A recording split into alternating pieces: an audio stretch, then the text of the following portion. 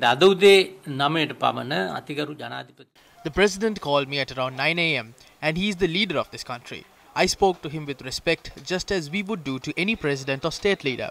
I know that he lacks political knowledge and experience, but initially I assumed that he was calling me to resolve issues through a discussion and to discuss methods through which such problems can be resolved for the benefit of the country. But he used derogatory language while speaking. He spoke to me with hatred and animosity in a manner that does not suit a state leader.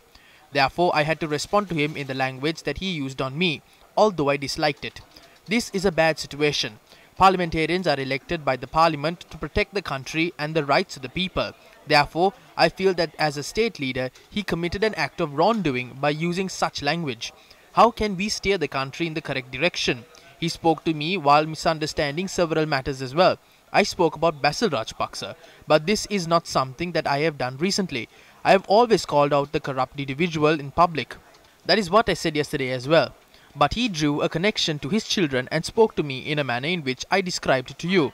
I told him not to misunderstand my remarks and that I have not dragged his children into this. The children are not involved in this. What I said is that they are creating a secure nation for their children and their children have obtained a citizenship in other countries. By passing the Port City Bill, there is a danger that our children will not have a future or a country to live in. If he feels that we have done something wrong by expressing such remarks and publicizing that through the media, and then resort to threatening a parliamentarian in a derogatory manner, I feel that it is a serious matter. When a president threatens us, we develop a fear for our lives. I informed the police chief about this. I will also put forth written matters concerning this incident. ජනාධිපතිවරයෙක්ම තර්ජනය කරනකොට ජීවිත ගැන අපිට බයක් තියෙනවා. ඒකම පොලිස්පතිතුමාට මම මේ පිළිබඳව දැනුම් දුන්නා. ඒ වගේම ලිඛිතව ඉදිරිපත් කරනවා කරුණු. මේ ආණ්ඩුවත් එක්ක ඔබට තුමාට ඉන්න පුළුවන් කියලා එහෙම මොනවද ඔබතුමා දේශපාලන තීන්දුවක් ගන්න බලාපොරොත්තු වෙන්නේ? මම මොන ආණ්ඩුව එක්ක හිටියත් හැමදාම හිටියේ මගේ ස්වාධීන මතේ.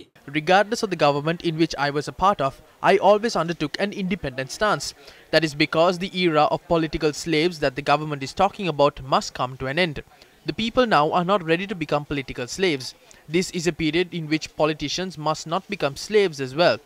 There is no die-hard supporters for a party. There is nothing like that. Those days are gone.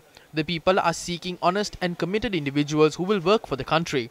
This country does not belong to a particular individual. This is our country. Therefore, I will make any decision at the appropriate time.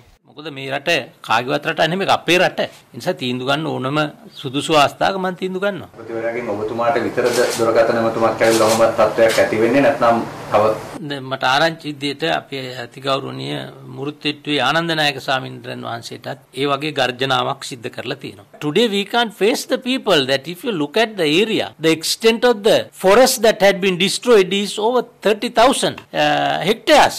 Then we, being the people's representative, it's our duty to make the media, through the media, for the people to know what is happening in this country. That we will do our duty irrespective of whatever the threat which may come from any corner. This the country belongs to all of us. This country doesn't belong to one family or one man or a woman. Therefore, that all the people should get together. And also that I must remind, me rata vinasa karana rata. The people are ready to respond aptly to the elected politicians and ministers who vote for the Colombo Port City Economic Commission Bill that destroys the country.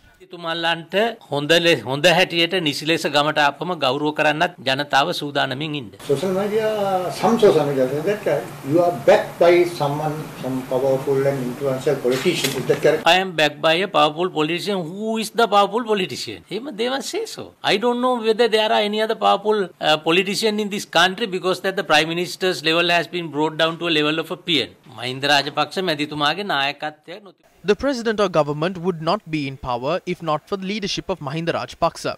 But those in power do not even know whether a prime minister exists. We have interacted with political leaders of this country. I have appeared as a lawyer for Sirimava Bandaranayake. I have also worked with President Vijay Tunga as well. I have also handled legal matters concerning Chandrika Bandaranayake as well. I have worked with them closely. I worked closely with Maithripala Sirisena and Prime Minister Ranil Wickremesinghe as well. But above all that, I associated closely with Mahinda Rajapaksa. But I have criticized all of them not because of any vengeance I have towards them. I did it because they should guide the country with the correct decisions. But none of the presidents have leveled threats against me or done anything of that sort. I believe that I have criticized Mahinda Rajapaksa the most. I don't know the fate that would befall this country if this system continues. ඔබතුමා අද වෙනතෙක් මට කවදාත් ඔරොලවත් බලලා නැහැ දැක්ක තැන මල්ලි කියලා මාව වැළඳ ගන්නවා. මන් දන්නේ නැහැ දැන් මේ යන ක්‍රමයට ගියොත් රට කොතනින් නතර වෙයිද කියලා.